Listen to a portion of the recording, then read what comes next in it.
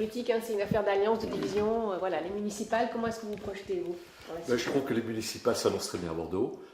Nos résultats sont fabuleux.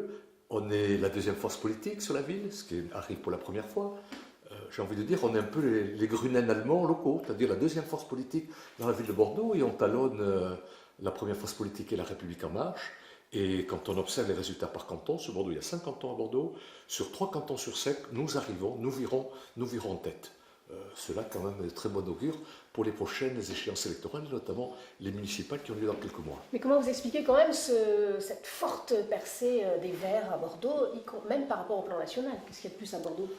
C'est la ville. Une implantation, non, je pense une bonne implantation des Verts. On est quand même un certain nombre à tenter d'inscrire dans le paysage politique bordelais l'écologie depuis un certain nombre d'années. Et je pense que c'est aussi la récompense d'un travail collectif et d'un vrai ancrage électoral sur cette ville de Bordeaux, car effectivement, le score bordelais est supérieur à la moyenne nationale et même à la moyenne de beaucoup de grandes villes.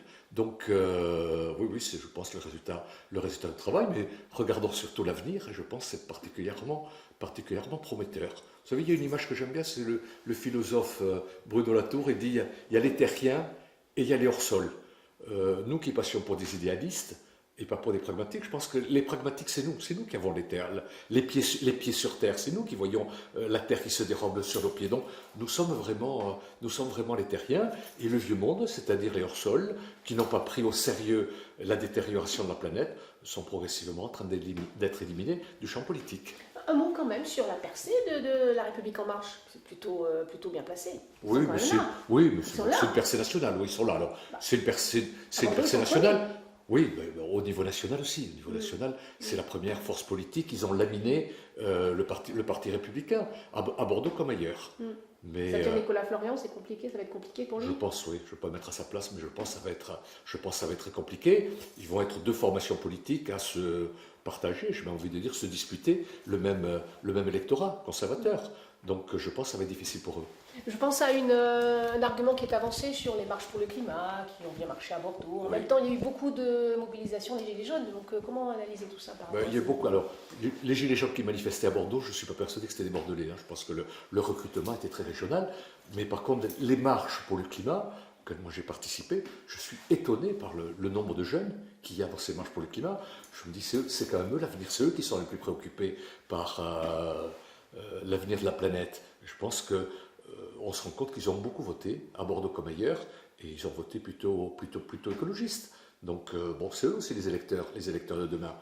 Alors pour vous, ça va être quoi la stratégie pour les municipales là? Vous partez seul, du coup, fier de votre non, score? Non, on n'est pas comme ça, en tout cas, pas de tambouille électorale, ça c'est sûr. Je pense qu'il faut construire une vraie alternance à Bordeaux, et pour ça, il faut rassembler.